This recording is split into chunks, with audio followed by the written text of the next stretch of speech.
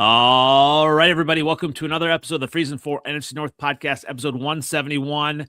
Iceman Caleb does it again, but falls in overtime to the Rams in the divisional playoffs, plus division season review. Obviously, we're a little bit early this week, 8:30, but hey, it's always a good time to talk about football, and I welcome in Skull Geek. Thanks for joining us. Where can everyone find you as we get started? Yeah, I mean, I say it every week, but you guys can find me on Twitter X, at Skull Geek. Pretty easy. Awesome. Definitely, obviously, as the offseason comes into frame for all of us, lots of stuff to kind of talk about and things to look at. Obviously, you can find me on NFLOutdated on Twitter X, on YouTube, on Instagram, and Freezin 4 pod on TikTok. No dances yet, but hey, I might have to do a Caleb dance, maybe create some type of Caleb dance. It might be like a side throw or something. I'm sure there's like someone can create a Caleb dance for everything that he has done. Yeah, he's pretty incredible, I'll tell you that. Well, let's kind of get into that. Obviously, I want to get, a Vikings fan perspective. Did you watch the Rams game then? Yes, I did. All right. So what were your thoughts? Obviously, the Bears down, and what were your thoughts and reactions to that the touchdown that forced overtime? Well, I'll tell you, since the beginning of the year, I've known that Caleb Williams is just an incredible athlete. I mean, everybody knew in college he was going to be really, really good. But he's kind of always had that same thing where he just does incredible play after incredible play. But sometimes he just misses the small stuff. He makes these incredible plays like that last play of the game where he throws that, 45-yard, 15-yard touchdown. And you think he's going to win the game, and then he just falls just a little bit short. He's incredible and terrible all at the same time. He's like, you see him, he's about to get sacked, and then he gets out of it. Like when he was playing the Vikings earlier in the year, I mean, he almost got sacked like 10 times. And Jalen Redmond and Dallas Turner were all up in his grill the entire time, but just could not get the sack.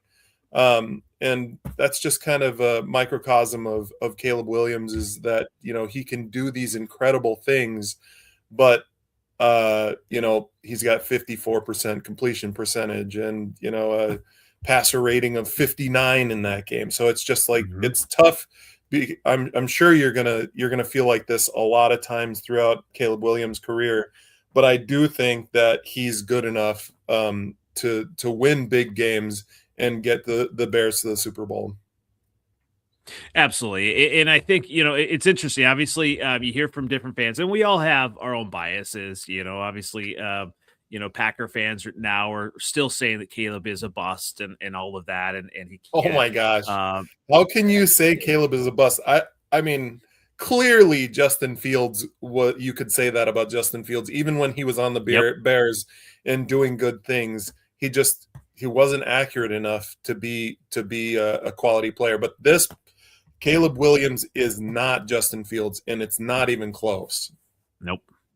Yeah, and you can hear it from some of the former quarterbacks and players and current players that are giving their assessments and saying that there are only a few quarterbacks who could have made several of these throws that Caleb has made to win games or tie the game or all of these things. And obviously, I want to get back to the point, obviously, where you talked about completion percentage in that particular game versus the Rams. And obviously, I have my bear goggles on a little bit with this. Yep. But if you look at it and you really kind of look at it with untainted eyes, you look at all of the drops in that game. And we went into the game knowing that the weather would be a factor, and obviously it was a factor, and partially for the Rams, but really for the Bears wide receivers. There were a lot of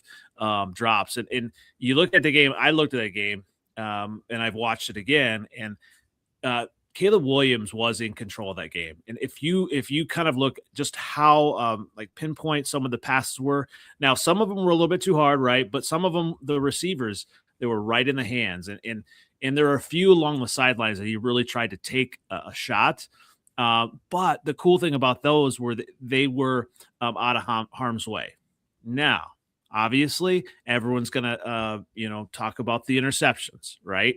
And I want to start with the final one, all right? And everybody's coming, well, Caleb, is a bust because he made that final interception. If you look at it, and obviously the chatter has been all over the place about DJ Moore.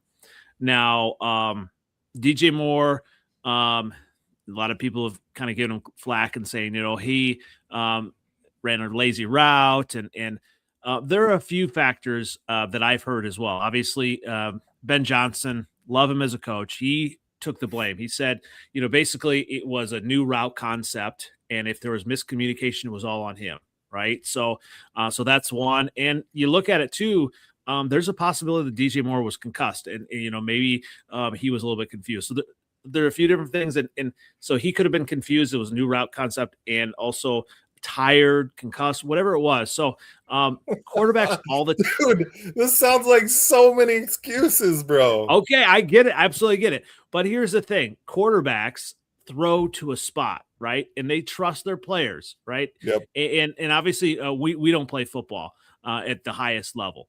We don't realize how much you have to trust your receivers, and they're going to be where you think they're going to be. So what I love about Caleb, obviously everyone's on Twitter, and I've been having fun with that the last week here and a few days or whatnot. Everyone's going to say completion percentage is not there. And you're right, it's not there. But what I love is that Caleb is processing, and he is making the right plays, the right calls. Obviously, that last one, he probably could have checked down. But you brought up Justin Fields, and that was always the issue as a Bears fan and, obviously analyst. He just didn't process the game. He didn't process, all of his reads. And so, I love that as a Vikings fan, you can recognize that Caleb Williams and Justin Fields are two different people. Clearly. Justin Fields wasn't even making the right reads. At least if Caleb Williams isn't like the accuracy isn't quite there yet, he's making the right reads. Mm-hmm. He knows he's making pre-snap reads. He knows who's going to be open.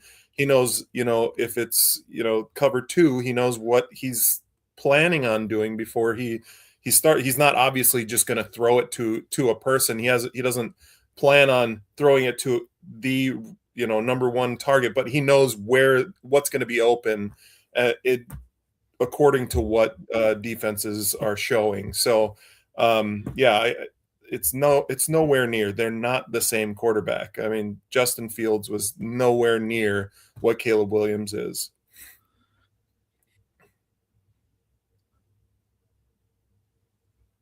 Can you hear me? Oh, did we lose you? Are you still there? Yeah, I can hear you. Can you hear me? Okay. Yeah, I can hear you now. Okay. Okay. Yeah, all great points there. And the one thing that obviously a lot of Packer fans mostly and you probably found this out when you won the division in 2022, right? With the Vikings? Yeah. You probably found this out that it was hard for Packer fans to digest that they didn't win the division. And they talk about, that they're the Kings of the North. They have not won the division since 2021. So it's this season's been, I think, particularly hard for Packer fans to digest that the Bears won the division, and so there's talk about next year about the Bears regressing, all this because of all their last second wins. Well, the word that's thrown around is luck, right? And so you look at luck. I get that the onside kick, right? Versus them, versus the Bears Packers. But I don't know the definition of luck. If you do something twice maybe, but 7-8 times you come back in the clutch, how is that luck? Skull Geek, please, how is that luck? Yeah, you nailed it right there. It's not luck if you keep doing it. So yeah, it's 100%. But before we move on, I wanted to say something. JJ McCarthy has the same problem. He had low completion percentage, and everybody gave him such a hard time. And I feel like it's the same thing where you got to give Caleb Williams some time. I mean, obviously he's an incredible talent, but nobody is giving JJ McCarthy a chance. And just like last year, JJ McCarthy is Caleb Williams is first year starting. JJ McCarthy's first year starting. He's got some growing pains. Why can't we give the guy a little time to develop? And he had the second worst offensive line in the league, and we're not even going to give him another chance. I mean, it was just a tough year. I mean, you got injuries, you've got terrible offensive line play, you've got tons of wide receiver drops. I mean, you got to be able to see that with JJ McCarthy and be able to be a little bit more patient. And I know that, Kevin O'Connell and Kwesi are kind of up a creek right now. They've kind of, put themselves in a corner right now where they painted themselves into a corner right now where they have to, make some headway. Otherwise they're not going to be around for another year, I think, if they don't win at least one playoff game next year. So I just feel like JJ McCarthy, he needs the same type of patience and development time that Caleb Williams is getting right now. I mean, last year, how many games did you guys win? Was it like 7 or 8, something like that? Was 5. It? Oh my gosh. 5. Yeah, 5 games. Yeah. I mean, we won 9 games this year, and we're not even going to give the guy a chance. It sounds like they're not going to give him much of a chance. They didn't commit to him in the offseason, and it's just frustrating for a team that hasn't been able to develop a quarterback since Dante Culpepper to finally get a top 10 quarterback, and you're not going to at least give him a couple of years starting before the rumors start that you're going to have to get rid of the guy. I feel like he deserves at least the same that Caleb Williams has.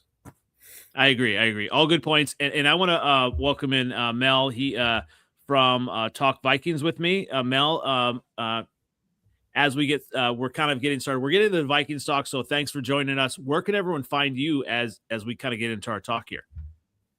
Oh, let me put you on. All right. Can you hear us now? Yes, I can. Can you hear me? We can, yeah. So, Mel, where can everyone find you?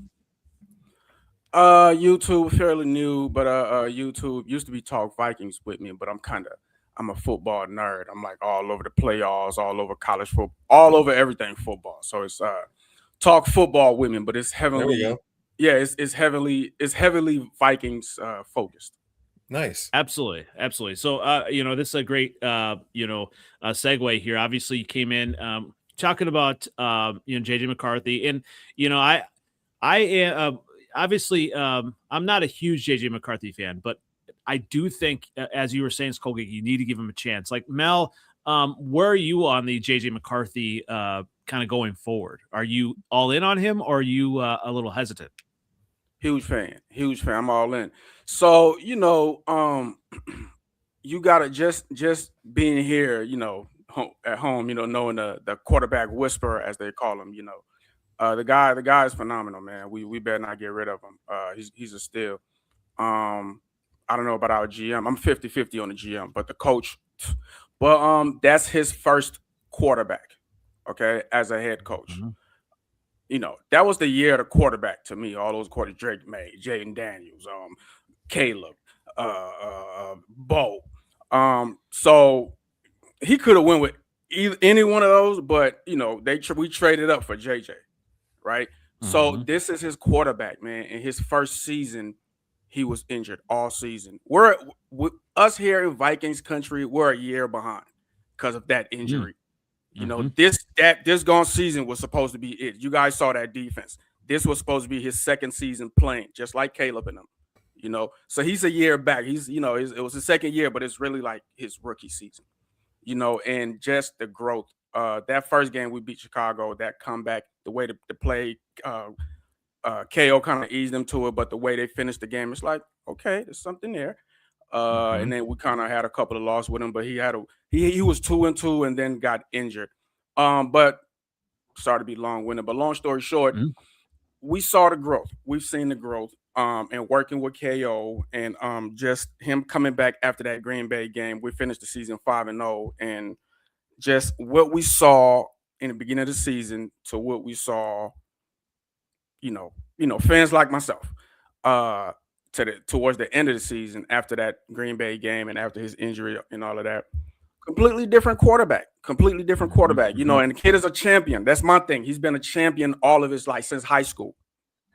And so is Justin Jefferson. So my point is you absolutely cannot, I don't know how people are turning their back on this kid after this season. I know he's injury prone. He's got to put on some weight, hit that weight room. But no, man, he's a first rounder. He's being grown by the quarterback whisperer.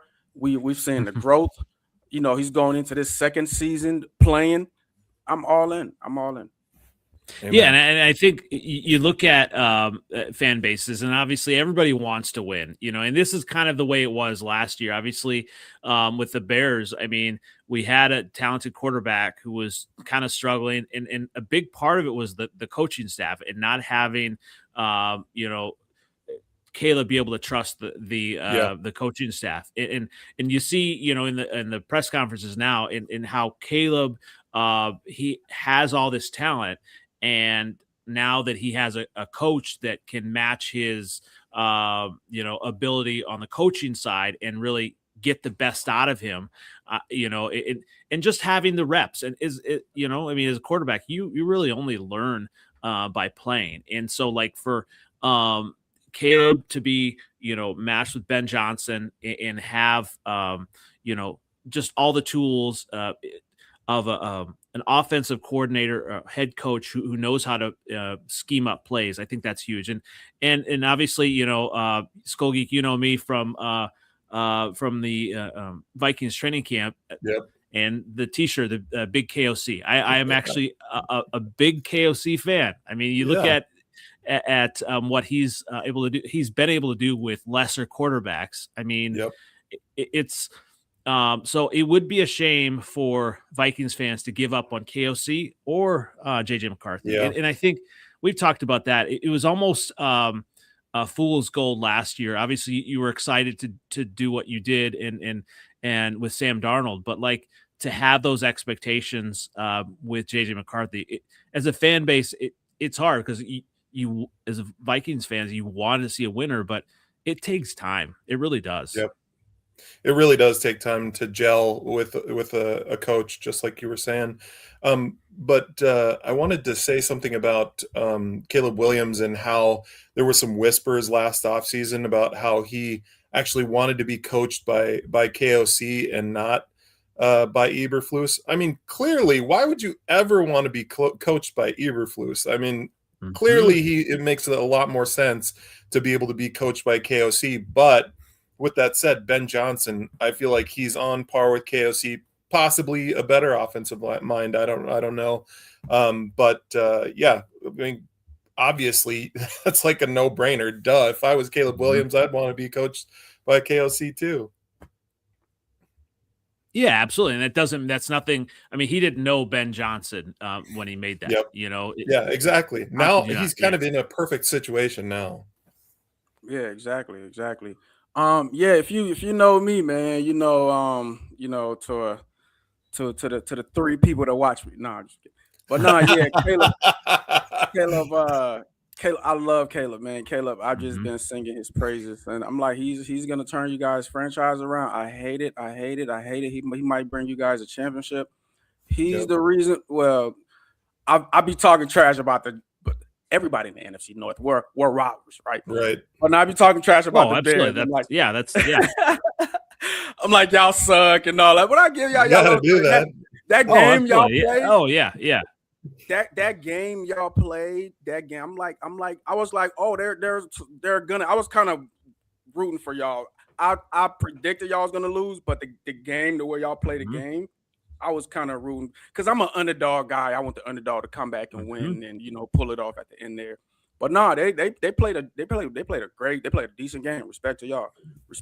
But I'm a Caleb guy, man. I call him the next I call him the hybrid Michael Vick, hybrid Lamar Jackson. Like he's like. Did you see that pass? The flick of the last little pass he threw at the end of the game to send him over? Like, how is that possible? On his back foot. How is that backpedaling? It was like a 40-yard pass, just right to the target, over the corner head, over the corner. How is that possible? Incredible. I don't know. I don't even know how you see a guy in back corner of the end zone hit him exactly where you want to place the ball. And like you can't even see the guy. He's being guarded by a cornerback. How do you even know that he can get 5 yards behind the coverage? It's just crazy how he can do that. That comeback, I'm telling you, all of those comeback because they were on. You guys did us like that. That second game, we should have won the game. It was 50 seconds left. Your Bears fans, you remember the game, and that great kick return you guys had, but it was in Kayla's hands to get the. You guys needed like just one more first down to get that last one. Yeah. And whenever the game is in his hands, man, you can just trust. That's we had a season like that a couple seasons ago where we were just the comeback kids. Oh yeah, and that was kid, 2022. Man, I think the year that we beat Buffalo, and that incredible catch by JJ. But that kid, man, he's gonna bring you guys a championship. I hate it, we got to worry about him, man, for years to come. So I hate it, but whatever. I mean, talking about like NFC North discourse and all that, and the big thing is, it's cited that the Viking season, that these comebacks, it's not sustainable. So obviously that's the comeback of Packer fans now saying that the Bears are going to regress. It's not sustainable. It's luck, all these things. Well, the difference is next year you have the same quarterback and you have the same head coach. With the Vikings, I mean, you had, was that Kirk Cousins? I guess you had the same. Yeah, it was Kirk Cousins. But then did you change coaches at the time? I don't know. I mean, like Kirk Cousins, I was a big Kirk Cousins fan. But something about him in the pressure moments, he just in the playoffs, he was not able to perform. And it just, I mean, fantastic regular season quarterback and all around great guy, it seems.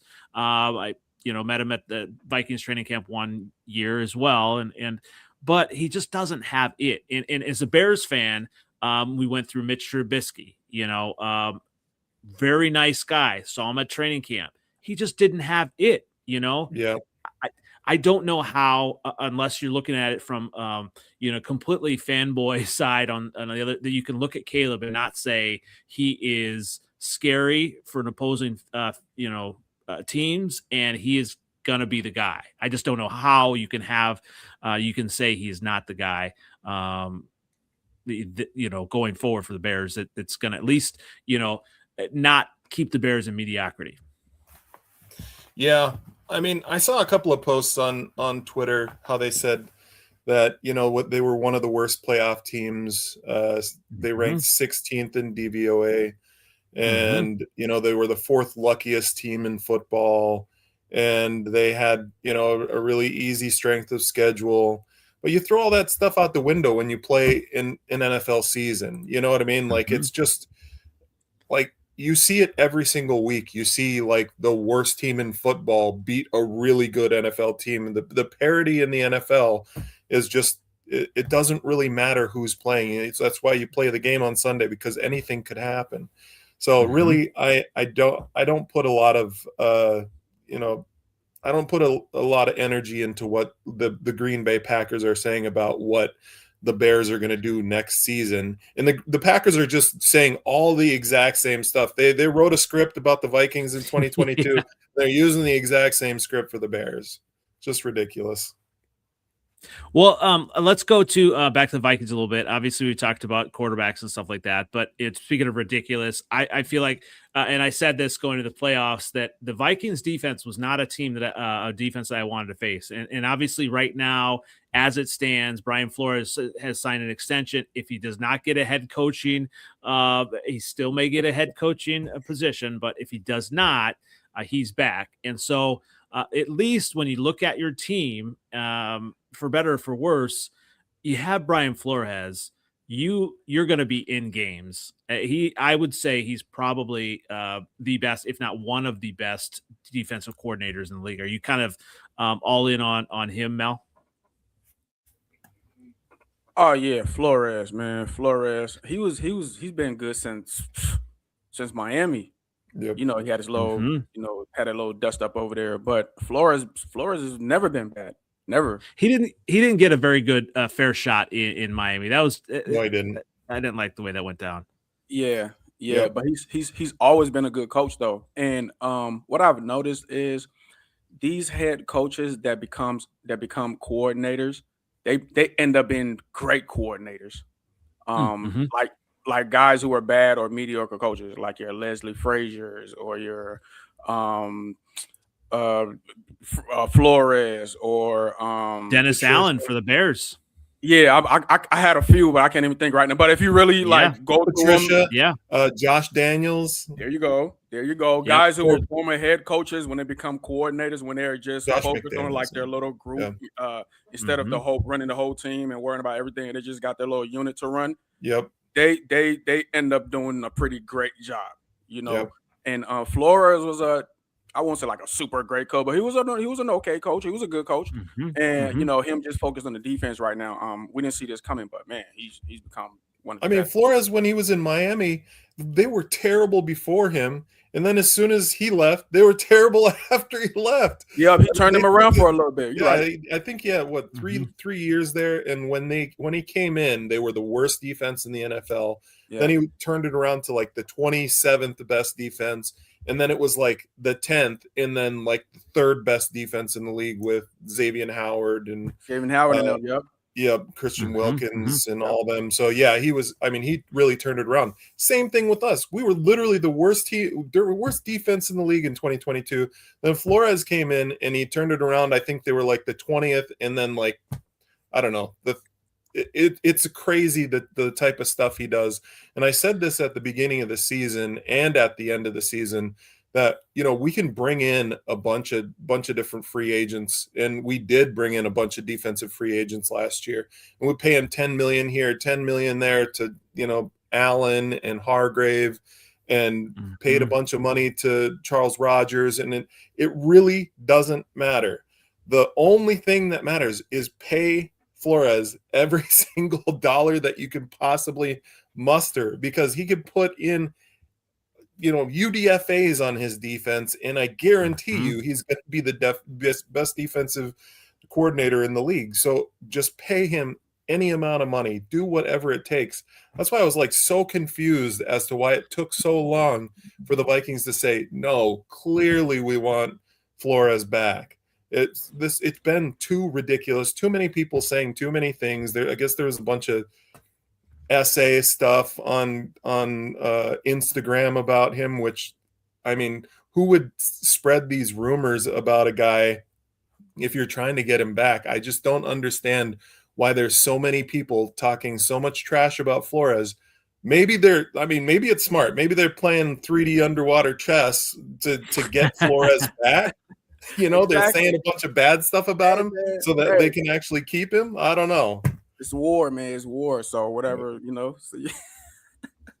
Well, that's the thing about, you know, some of these defensive coordinators, especially ones that have been head coaches, they've seen what it takes kind of putting everything together, and they come back and they're more honed in and sharp on their specific side of the ball.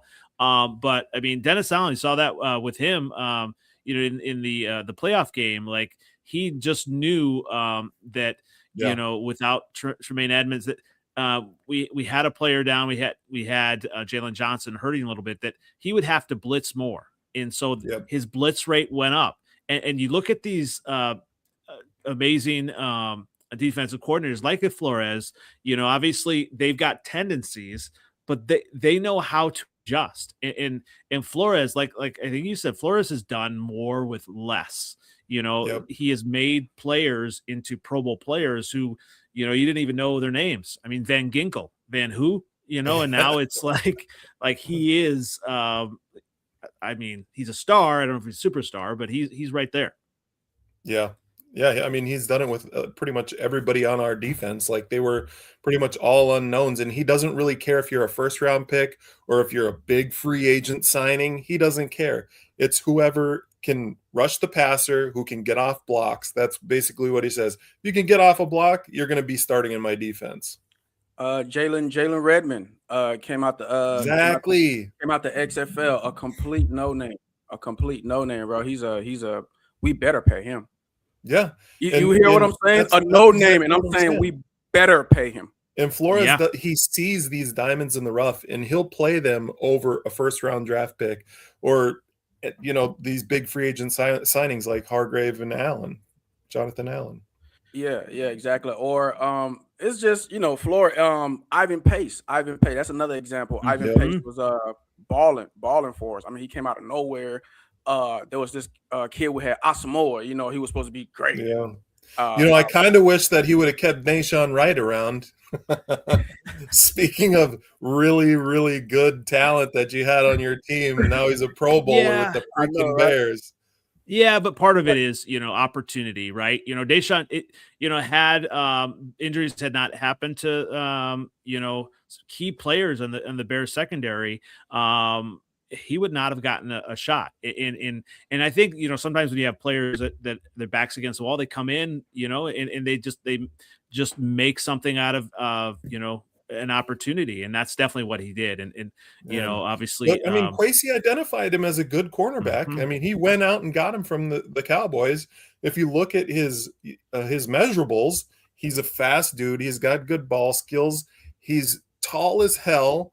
His reach is crazy. He can jump high. Like, give the guy a shot, for God's sake. So anyway, Flores has done a really good job. Otherwise, other than just losing one guy here and there.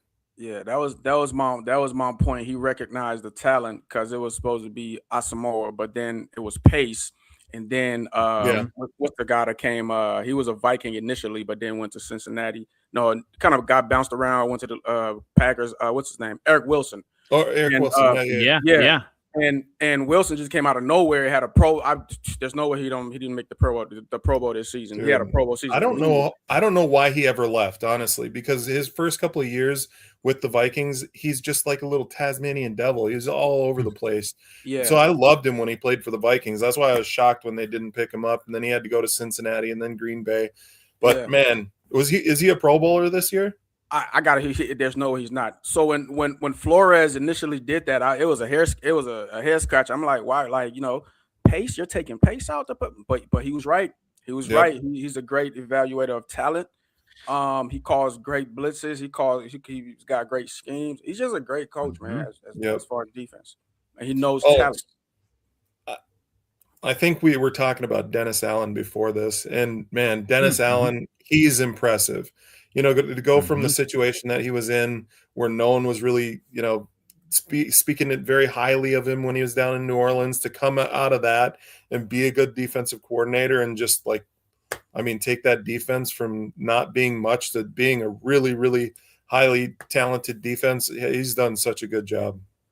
Well, especially with all the injuries. And I think that's where some of these defensive coordinators make their money, is when there are injuries to star players. How do you fill in, and how do you scheme, away some of those deficiencies? And obviously, Dennis Allen was able to do that. But even against the Rams, he's done it at every single level too, like in the linebackers and the DBs and safeties and cornerbacks. Like, literally, there's injuries everywhere. So, obviously, looking at 2026, and this is pretty early, but with the Vikings, you have a few kind of holes you kind of look at. Obviously, we're talking about the defense, and obviously you had this long time, safety Harrison Smith. I believe, I don't know if it's official, but it looks like he's going to retire. So that will probably be a big kind of place to kind of, fill in for 2026. So what are, I'm going to start with you, Mel. What are some of your, obviously biggest needs for 2026? And does it start there on defense, or maybe even wide receiver? I mean, getting a buddy for Jordan Addison to shadow him all the time or something. He needs a sponsor. Yeah, man. I think he's a goner, but it's all about what we can get for him. I don't know. Then again, KO, he's a player's coach, and it's pretty calm. I mean, he could get I don't know how that's gonna pan out, but that we can't keep having that distraction on the. He's a great player. I love him. I talk. But why would you get rid of him at his all-time low? Like, he's got no value right now. So why not just give him one more year to figure it out, and then hopefully he has a big year? Because his production was terrible this year, and then his off-field stuff. I mean, he did get cleared, by the way, so I don't think that anybody should be talking too much trash money. about him. I'm sure there was some money here. Yeah. Well, even the great Justin Jefferson had a bad year. So I mean, he's I like him. He's fast. But there's a caveat. I think as far as receivers, I think we're good even if we lose them. And this is what I mean.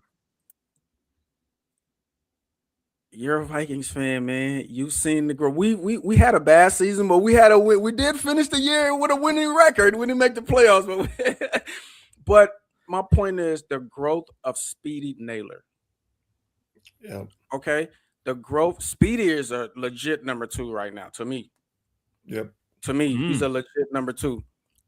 He's gotten better, man. His catch radius. He's had some crazy catches. It's like what.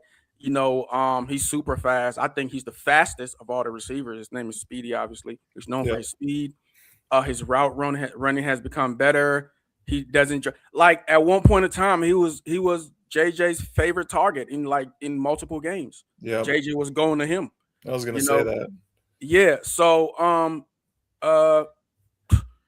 receivers, man. Listen, receivers are all over, especially like a third option. If we have Justin Jefferson, we have Speedy Naylor. Getting a third receiver wouldn't be, a big deal once we have a 1 and a 2. So losing Addison, he's a great receiver. Love him. Catches the ball well, runs fast and all of this stuff. But you can't keep being a distraction for the team. And as far as receivers, I think we're good in that department because we have a 1 and a 2, and we can always add other pieces off the practice squad, whatever. Defense is where we're needed, and cornerbacks. The cornerback position is where I would address because we have what's his name? The Byron Murphy, not Murphy Jr. The other one, Isaiah Rodgers. Isaiah Rodgers. We have Isaiah Rodgers in a 1-year contract. We have the other kid, number 8. He didn't see a lot of play time, but I like him. He didn't see a lot of play time, but I really like him. Tackles well, runs well, covers well. Another 1-year contract.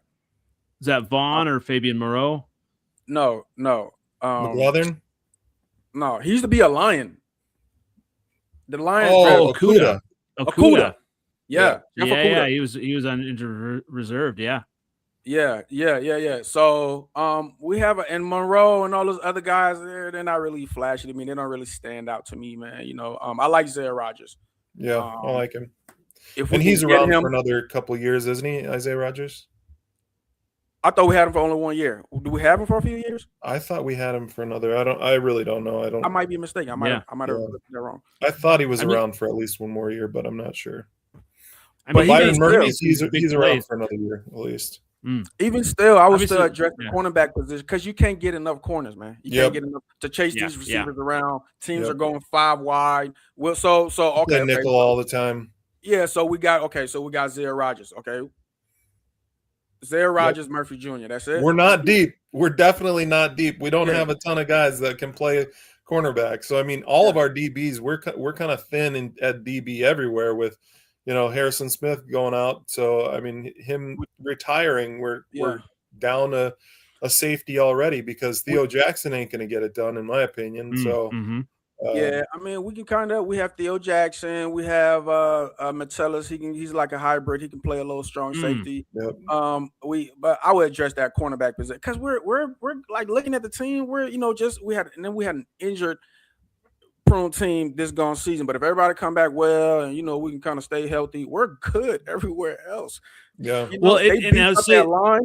They beefed up the line. We're good at linebacker. We have a great receiving core. The quarterback, he's going to be a second year playing now. We're cornerbacks, Well, and I'd look at that from, just look at even the division. Obviously, you want to win the division. That's the big thing, right? And, you get between the Bears now with Caleb Williams and the receivers, they're going to be putting pressure on the secondary. The Lions they're going to be coming back as well. I mean, they're going to be throwing.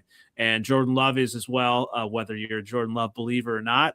Obviously, they're going to have issues with some of their wide receivers, and Dobbs will probably be gone, but they're going to want to push the ball down the field, and so I mean, number one, it's smart because of that, but number two, it's smart if you are trying to make a commitment to Brian Flores. You want to make him happy. You want to say, hey, we're committed to this defense. And if the defense can keep you in the games, I think that's huge. What I would say as an outsider looking in, obviously JJ is going to be continue to grow, but I think you have to do something, whether it's draft or free agency, with that running back room. I mean, I know everybody was excited about Jordan Mason, Aaron Jones, and I said this before the season. Aaron Jones is gone. He's got to be gone. He's got to be, and he can't stay healthy, right? And I don't know if it's his frame or whatever, but what are your thoughts on that running back room, Skolgi? Oh, I'm with you 100%. That I think that they need to get. I think they save a bunch of money by letting Aaron Jones go. I can't quote exactly how much money they save, but it's quite a few $1 million by letting him go. And the production, I love Aaron Jones so much, so it's tough to say bad things about him. But he's just a slight, figure, and he gets hurt so easily. It's just like we got to have. I think that they're going to address that in the draft rather than through free agency. So I love Jordan Mason. I think that he could be that 1-2 punch. Jordan Mason, he's just thick, dude. He's just beautiful out there. So you too, Mel? Love that dude, man. But they just got to give him the ball, right? Bruh, I have a different take on this. I'm not. I might sound crazy. I'm not worried about the running back position, and with knowing that we're gonna lose Aaron Jones, and we're gonna save a lot of money, in that we're gonna be okay in cheaping everybody. This is how I'm thinking.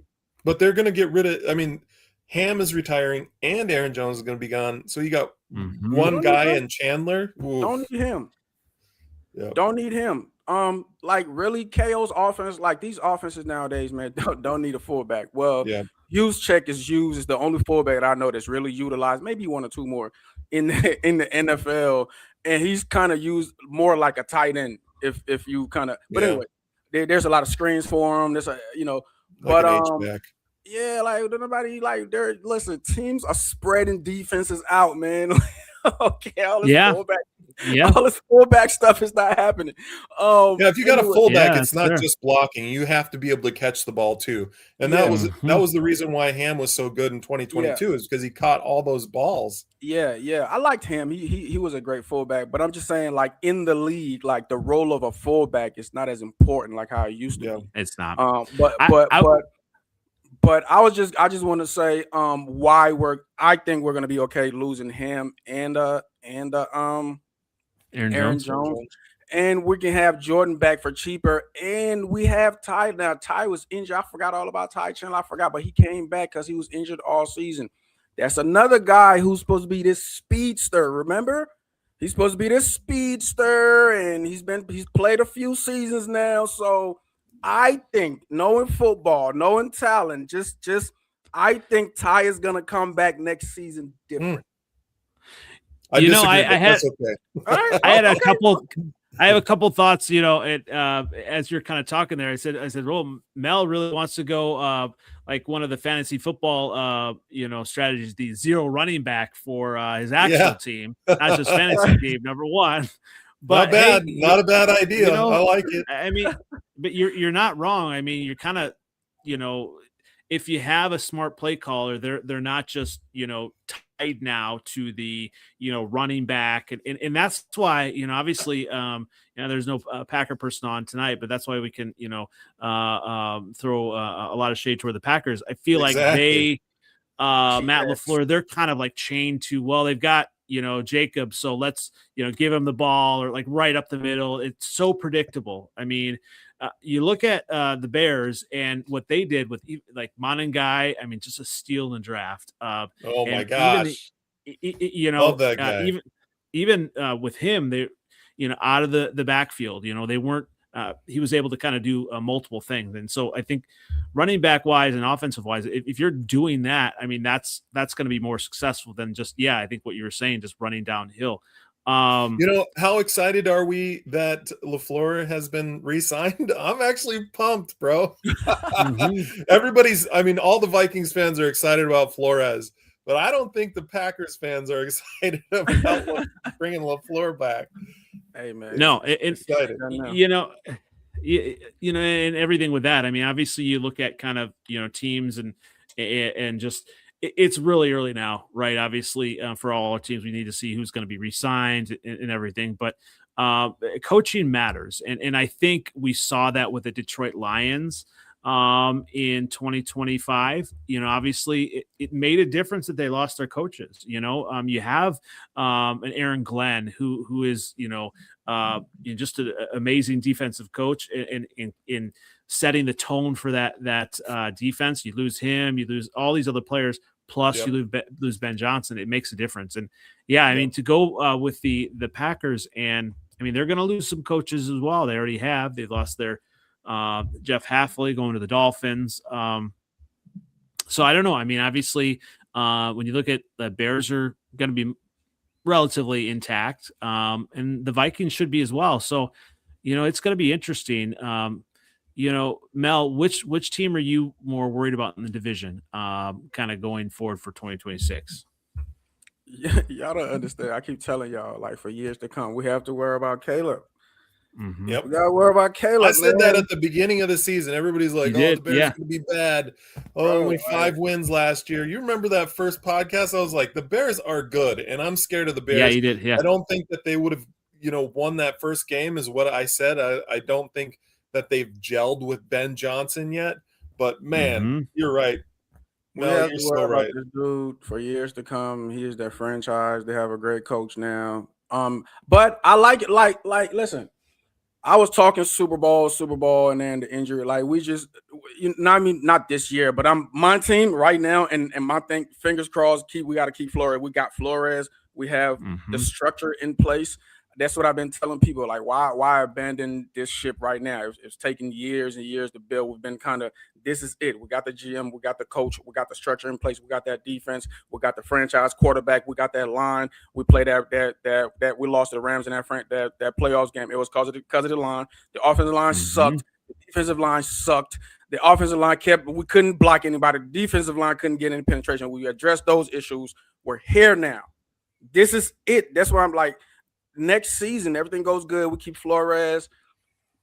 That is the season that something's supposed to happen. JJ got to put on some muscle. He's injury proof. He got to get stronger. But that is it. This is it now. Like, it's on now. But the Bears are right here too. So it's going to be this division. Who are you scared of, though?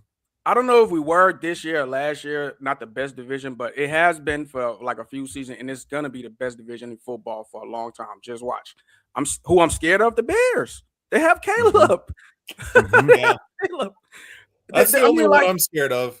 But I'm not that scared of the Bears, honestly. Really? Who are? No. I mean, because like I said, it's the best division. The Lions was it. I'm saying I'm not scared of any of them. Definitely not scared of Ben Johnson. Not scared of the Packers. I feel like we can beat them fairly easily. The Bears, you're right that they're the most scary. But I feel like the Vikings can take. I mean, we could sweep the division next year, just like we did 1 year ago. You think the Packers didn't get tremendously better with Micah Parsons? Yeah, that's true.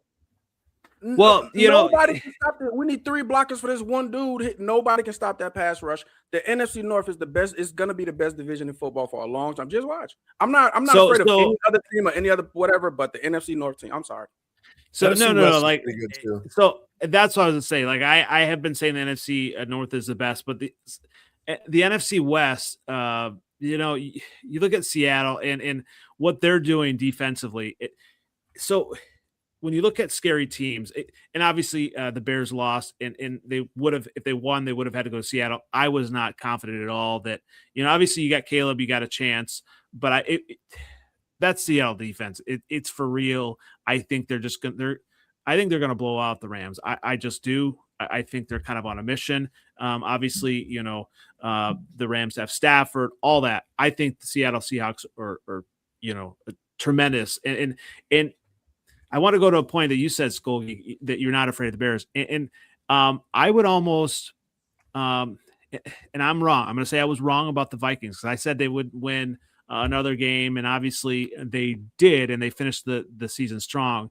And it's because of the defense. And so, yes, yeah. I think going into 2026, I am more worried about the Minnesota Vikings in the division than any other team because of that defense. And if you get a JJ McCarthy that's, you know, even 25% better than he was, he's not doing, you know, if he's just asked to do what KOC has done in the offense,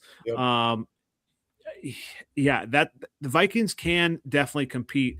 You know, obviously Lions fans are coming at me, you know, we own the Bears and, you know, okay.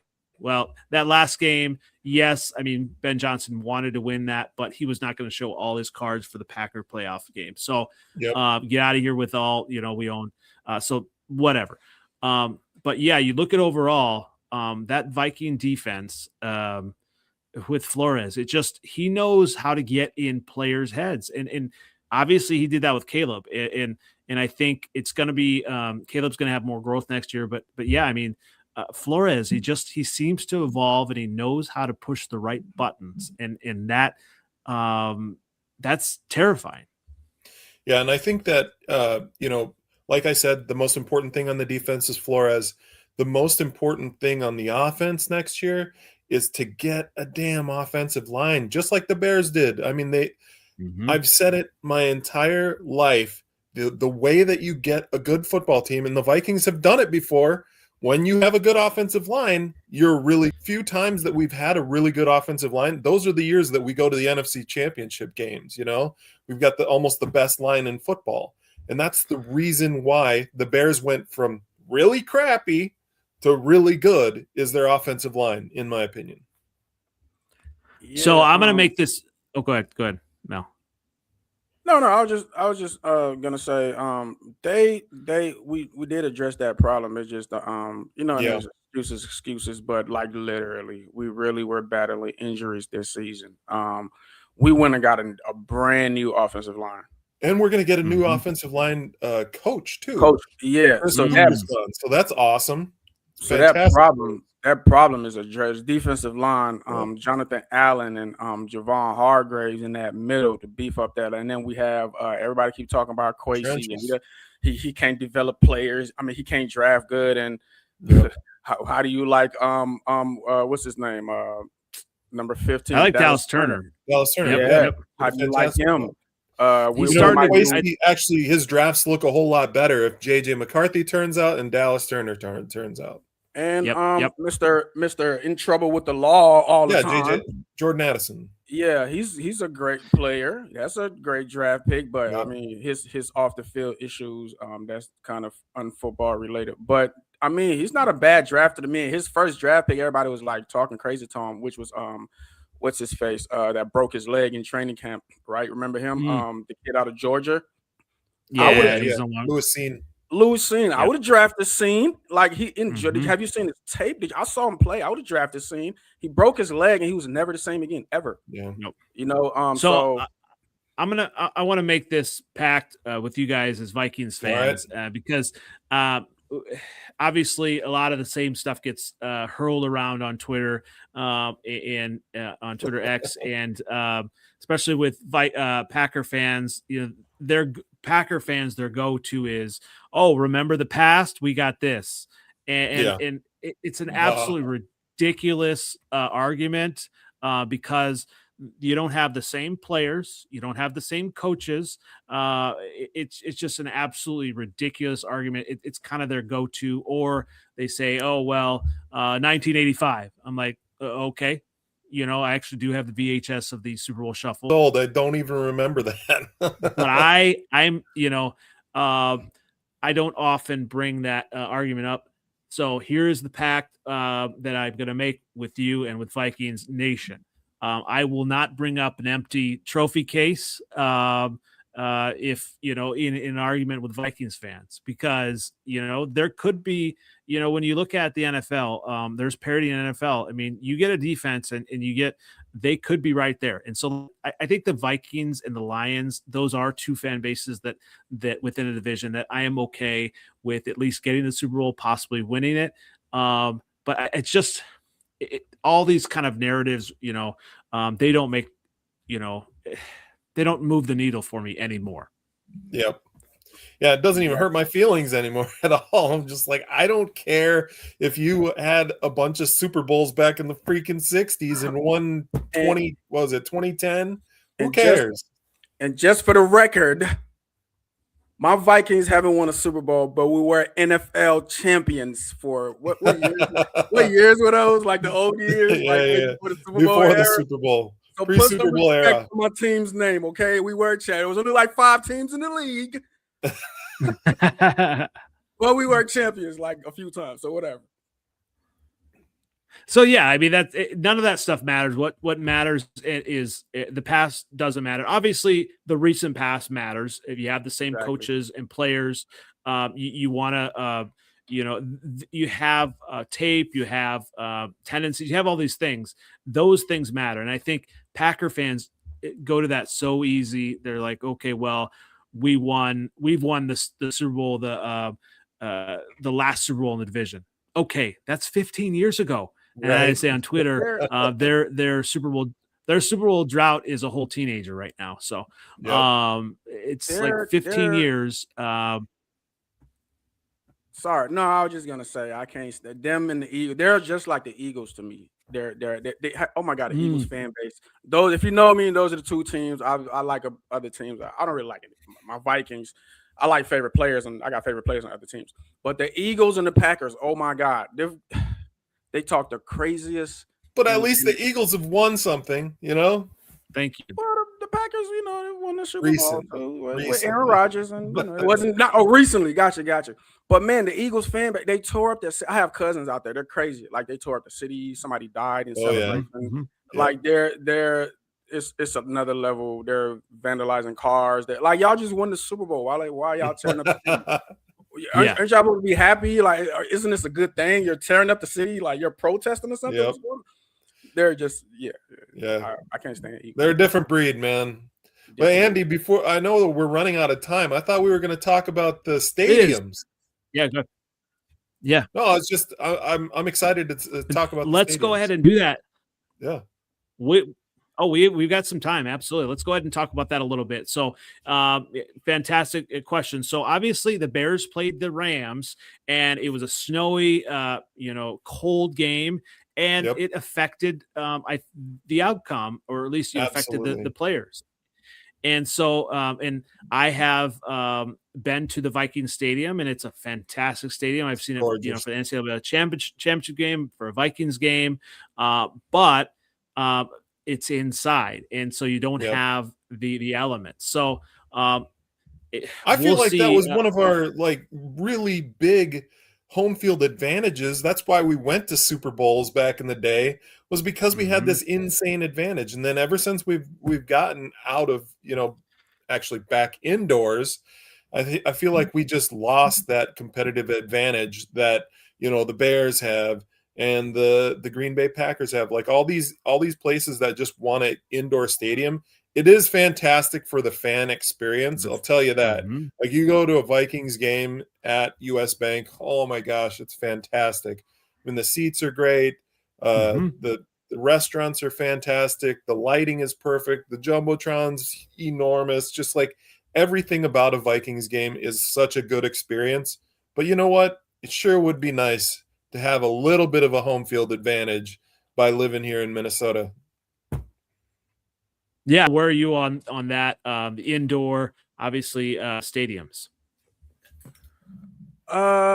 There is pros and cons. But I mean, what do you mean? Like, as far as sorry, I kind of Yeah. So the Chicago Bears are a bad thing. Sorry. Yeah, because the Chicago Bears are thinking about getting a new stadium, and a big thing, part of it, I think, the money. Obviously, a multi-use stadium. The Vikings were able to host the Final Four game, and there hasn't been a Super Bowl yet in Minnesota. We posted.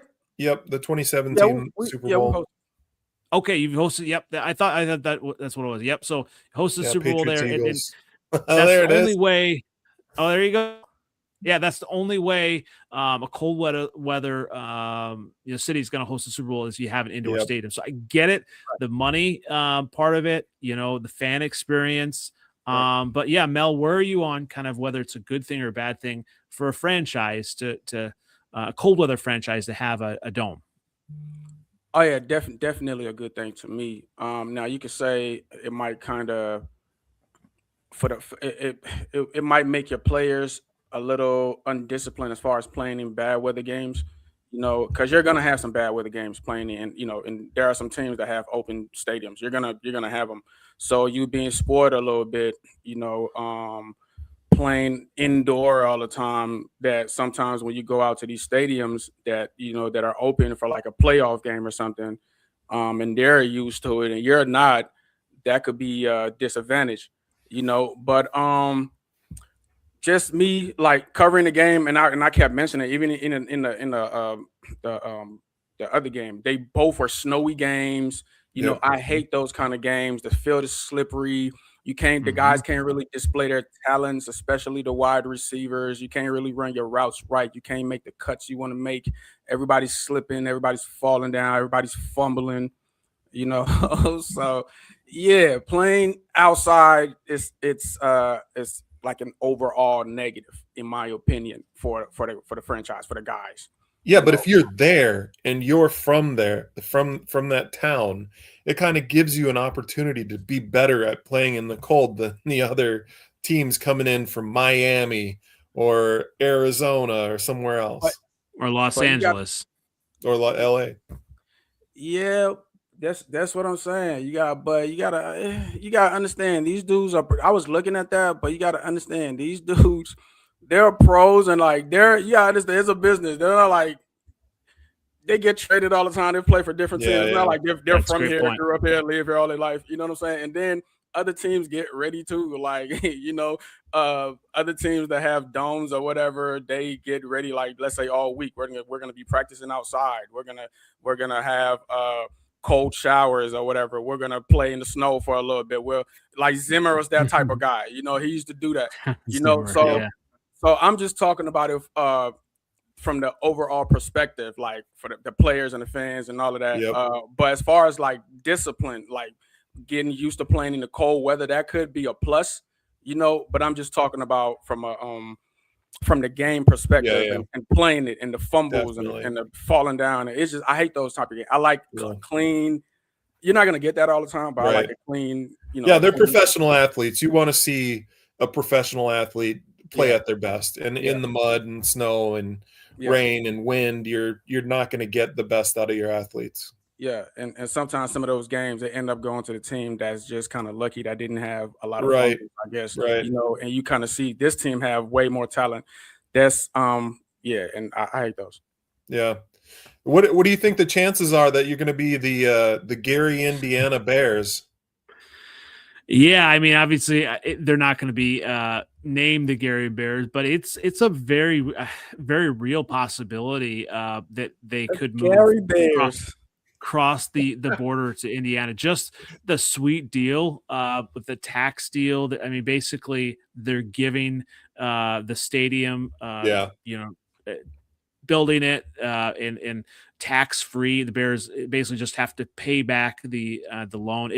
It's they're pushing hard. So I think it's a smart idea if you're the Bears. I mean, if Minnesota did that and we went to Hudson, Wisconsin, your players could all of a sudden not have state taxes. That's another reason why I don't want to go to teams like Minnesota or go to California teams, is because of that state tax. They want to go down to Florida or Texas where they don't have state tax.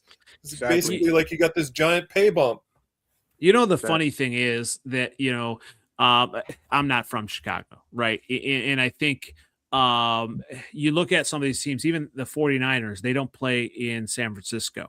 Right. The Cowboys don't play in Dallas, and I think all those things are forgotten when you start playing a game. You have a winning team. That's what matters. So, not being from Chicago, that's not something that would bother me. Obviously, it's the team that I root for, players now, obviously. And if number one, if you have a dome, you have all this, all these amenities, whether it's in Indiana or Arlington, if that's able to attract players, free agents, I am all for it. If you get more money into the team, I am all for it. And obviously, you get Packer fans saying, "Well, Gary Bears." I'm like, okay, I don't really care. And the same thing with, you have a quarterback who paints his nails. Okay, well, he just beat you, so whatever. What does that say about you? Yeah. You got that beat doesn't by bother a quarterback that paints his nails. Yeah, exactly. So none of that stuff bothers me. But I also say on Twitter, like, in this, Micah Parsons got traded to the Packers. There are very few free agents that want to go to Green Bay because of the weather. I mean, not much to do in Green Bay either. But like, I think as a player, you want your talents to be on display. And if it's cold weather, I mean, there's more possibility for injury, all those things. And so whether it's in Gary, Indiana, Arlington, doesn't bother me. I obviously not being from Chicago, it wouldn't bother me for it to move out of the city. I just, number one, Soldier Field, it's not a very good stadium. And it's not a very good setup either. It's not even owned by the team, right? The Parks District, it's a crazy amount of money that they would have to pay back. So I bet the games, and it's all right. But it's not the best fan experience in the NFC North. Long-winded answer to say that wouldn't bother me, Gary, Indiana. Yeah. It wouldn't bother me either. But I was trying to poke you. Absolutely. Trying to make it bother you. Oh yeah. There are a few things if you follow me on Twitter that may bother me, but I try to not take it too seriously. So, but like you said though, there are other franchises that have that going on, like the Giants, right? Their stuff is in New Jersey, right? Totally. The Commanders, their stuff is in DC is in Maryland, so that would make sense. Yeah. But I'm pretty sure that's like other San Diego franchises. Chargers, they play in LA. Mm-hmm. Yeah. Oh, San Diego Chargers. Yeah. But so I mean, that shouldn't be a problem, man. They're still gonna be the Chicago. Listen, they're still gonna be the Chicago Bears. That's what matters. Yep. If they're the Indiana Bears, that's something else now. Now we got a problem. And we're still gonna have Caleb Williams, so I'm good with that. Well, obviously I didn't intend for this to be a Viking-centric podcast, but definitely appreciate the focus on the Vikings and kind of hearing that as well, because obviously the Vikings have been a solid team, so I definitely appreciate both of you coming on. As we close out, Skull Geek, where can everyone find you? Like I always say, I like to keep it simple. I'm just on Twitter X at Skull Geek, but I wanted to add one other thing. I do web design, and I also own KhalilMack.com and DanielHunter.com, also AnthonyBarr.com. I'm trying to get in touch with those guys. If they ever want to buy it, man, I'm somebody. So Daniel Hunter, check it out. KhalilMack.com and AnthonyBarr.com. Anthony Barr is just a silly one. I have it like some silly picture on there, so it's no big deal. Well, we're gonna have to clip this, maybe tag them on social media and see if they will. But, that's smart on you to get those, especially if and maybe if the Khalil Mack comes back to the Bears. Maybe I'll throw my 2 cents in. Nice. So we'll definitely appreciate you coming on as always. And Mel, great to have you on for the first time. Where can everyone find you as we close out?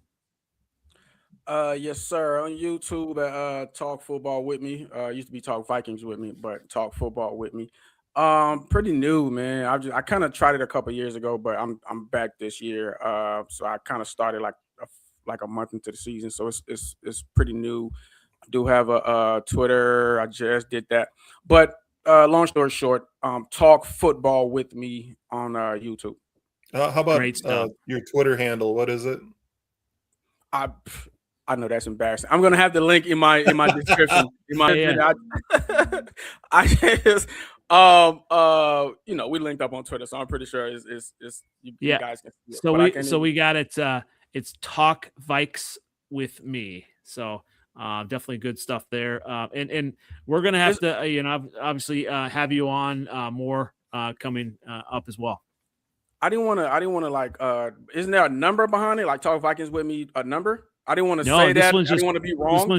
This one's talk Vikes with me. So, but hey, okay. There we go. It's that right now, but it's really Talk Football with me. That's how I knew I am. I got to change that up. I got all that going on in the background. So. There we go. Yeah, I always love talking football. And I am NFL Outdated. You can find me on Twitter X, on YouTube, and find us on Freezin 4 Pod on TikTok. And usually you can find us on 9:30 CST on Wednesdays. The Bears are done. Every team in the division is done. But hey, we're still talking football, and we'll talk a little bit more next week. Probably, hopefully, more Bears, Packers, and Lions season review, biggest needs as well. Lots of stuff to talk about going forward. But appreciate everyone for listening and you guys for joining.